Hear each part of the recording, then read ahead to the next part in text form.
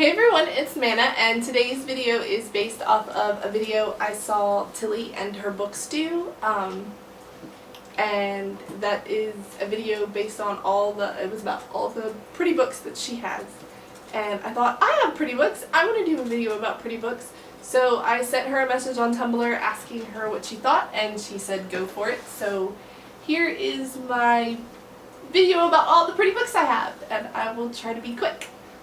The first books I have, because they were pretty, were actually a gift, and they were from my partner on my birthday a while ago, and it was some of the Barnes & Noble leather-bound editions, and I have Alice's Adventures in Wonderland, because Alice in Wonderland is one of my favorite stories, but I'd actually never read Alice Through the Looking Glass, and I didn't own Alice in Wonderland, so. And this has other stories by Lewis Carroll too, that I'm kind of excited to read, but I haven't read yet. The Complete Sherlock Holmes. I love Sherlock Holmes, and this is just very pretty and very old British library. I don't know if that means anything to you, but. And then the Grimm's Fairy Tales. It's the Grimm's Complete Fairy Tales. These aren't exactly the original Grimm's Fairy Tales, but it's probably the closest I'm gonna find to them, because the Grimm's Fairy Tales were very, very dark, and they've been obviously lightened through the years to make them more child-friendly as our culture has changed. But I love them, and I'm really happy to own it. Then I have 3 tiny little books. And the first one I bought solely because it was cute. I was in anthropology, it was near Valentine's Day, and I was buying teacups. And I thought this would look adorable on the shelf by my teacups. And I've read it because it's it's short. It's like 20 pages or something. But it would be cute to like gift somebody to tell them you had a crush on them or something. But I like it. It normally lives with my teapot, so it's very pretty. I'm very happy with it. And then the next 2 are both books that were illustrated by Edward Gorey. The first is the 12 Terrors of Christmas by John Updike. And this is a cute little story. Well, it's not exactly a story, it's a list of the 12 Terrors of Christmas. But I love the cover, I think it's so cute. And then the Gashly Crumb Tinies. I bought this book because, as I said, I love Edward Gorey's illustrations, and just gorgeous. Then I have The Halloween Tree, which this is a book actually from my childhood. I grew up being read this story every year on Halloween, and then we'd watch the Cartoon Network special. And I specifically sought out this cover because I just thought it was the most beautiful of all the covers, although I want all of them. Another Ray Bradbury book I bought because of the cover was The October Country. Excuse me.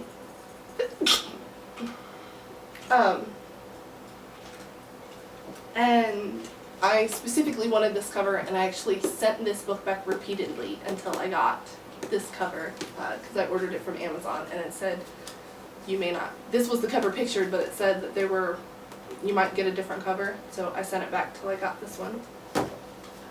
Another one, I bought completely because of the cover, and for a really stupid reason. I bought this because it has a teapot on the cover, and this shade of blue is the same color as my teapot that I use at home. So, dumbest reason in the world to buy a book, really good book, and I'm really glad I bought it.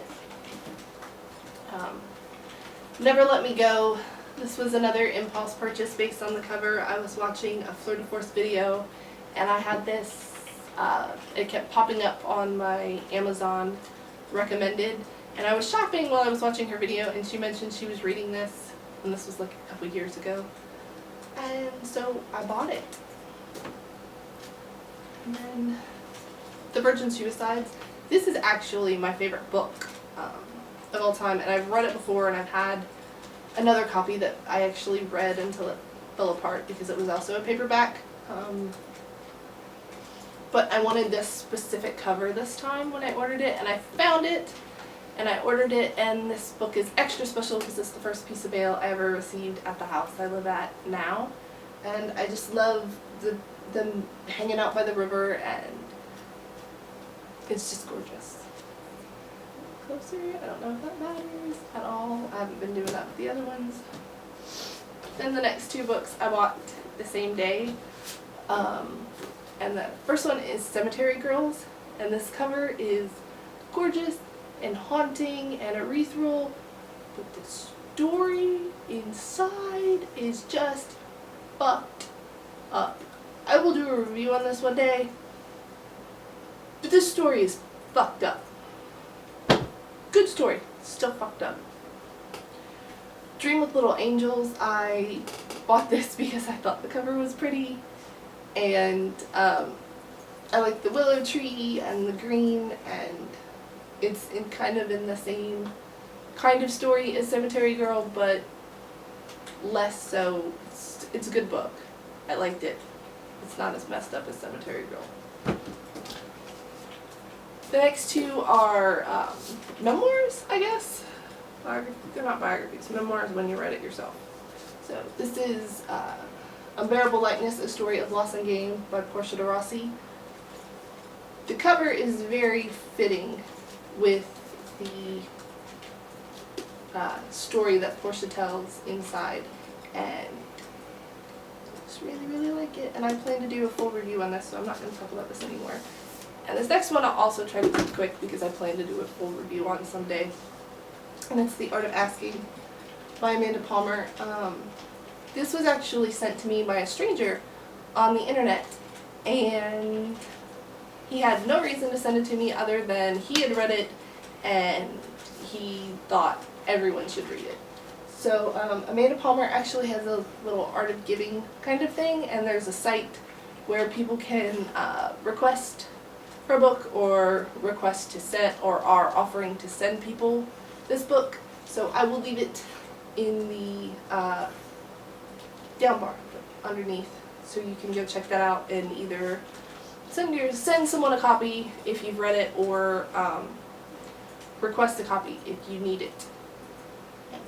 But I think it's beautiful, and the cover truly fits the story inside, because it is, you know, she's completely bearing herself, and I absolutely love it. And then the last one absolutely had no reason to purchase this other than it's just beautiful and I needed it in my life, and it's Tim Minchin's Storm with D.C. Turner and Tracy King, and it's the limited edition signed hardback forward by Neil Gaiman, and the extra bits from Tim and D.C.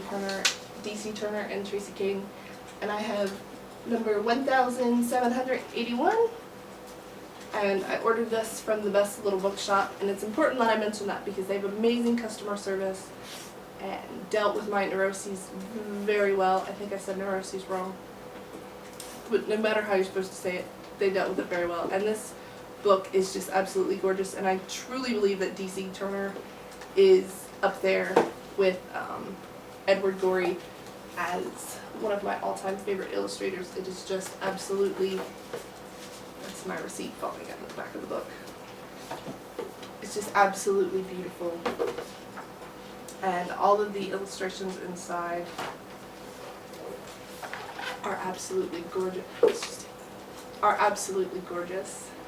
And if you can get your hands on the paperback copy of this book, I highly recommend it. It won't be all fancy and signed like mine, but it's still worth it. So that is all my books that I own because they're pretty. Thanks for watching, and I'll see you guys again soon. Bye!